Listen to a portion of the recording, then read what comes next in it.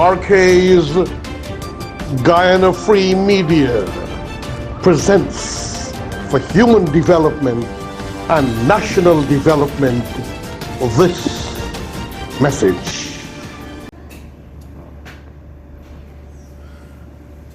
A very good morning, good afternoon, as the case may be, or good night, friends and families in Guyana and friends and families around the world. Your brother and friend, Brother Haji, Dr. Roshan Khan of the Guyana Free Press.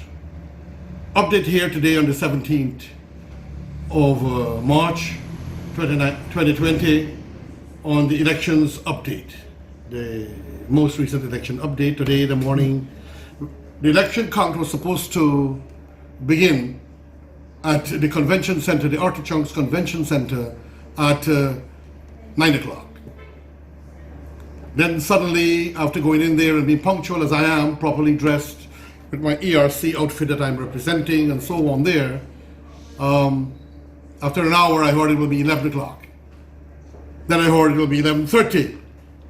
Then I heard it will be 1 o'clock. Then at about 10:30, the CEO of GCOM invited the commissioners of GCOM. I mean, this is not good. This seems like there is, again, something being put in place to frustrate the CARICOM recounters and the diplomats, along with all of the observers locally in Guyana and from around the world. After last night, the night of the 16th, the debacle and the confusion that took place when the count was about to start, then they decided they would fumigate and then lights were turned off. People were forced out of the compound. The police formed a barricade so that they cannot even watch the containers where the boxes are. It was a bit humiliating and embarrassing, and then the police was used to shove the people out like a moving, roving bulldozer. One officer of the GCOM Commission, Robeson Ben, refused to go, and he, after being manhandled, he decided that he will lay down on the ground and he will not move. He's going to go in a state of protest. Fortunately or unfortunately, everybody else left eventually. A few guys went out to talk to the media and they were not being allowed in. One Mr. Jamor and another gentleman. So I, being in charge of the security contractor of the location, I offered the police that I could bring one of the guys at a time so they could collect the car and they could leave the compound. That's the contract. The police senior officer agreed, and while going down, a sergeant was escorting me, but eventually he started to pick on me. This is very bad, you know. The police need to understand you're an independent civilian authority paid for by the citizens of this country to maintain law and order. The police force is not supposed to be a lackey of any government of the day. I'm saying any government of the day. Not supposed to control. It's an independent civilian institution for law and order. And this guy, a sergeant, I don't want to call his name, was actually trying to pick on me.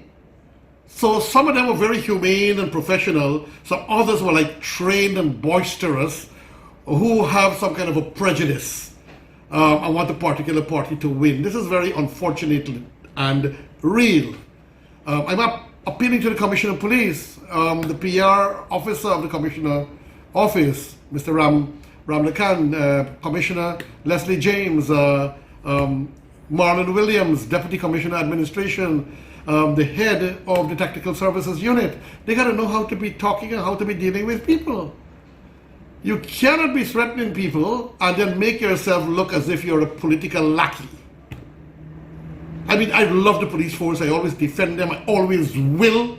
I always stand for law and order. And for a sergeant to try to push me around because I offered for the men to come in and get their cars and I will walk one each. I mean, this is the most professional thing that I have done as a citizen of this country and a lover of my land and a lover of all peoples, me, Haji Roshan Khan.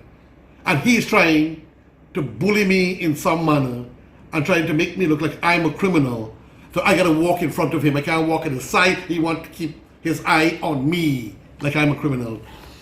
Commissioner of Police, my friend and brother that I respect for all these decades, and I predicted that you have been commissioner, I advise you to be careful, sir. Coming out, some professional other men met me and they said the commissioner is making some bad decisions and he's probably answering to political power. I'm advising the commissioner to please not answer to any political power and to do your job without fear or favor to anyone. Professionalism, humanity, kindness, generosity. This morning, when I went in, that's the location where the company that I own works.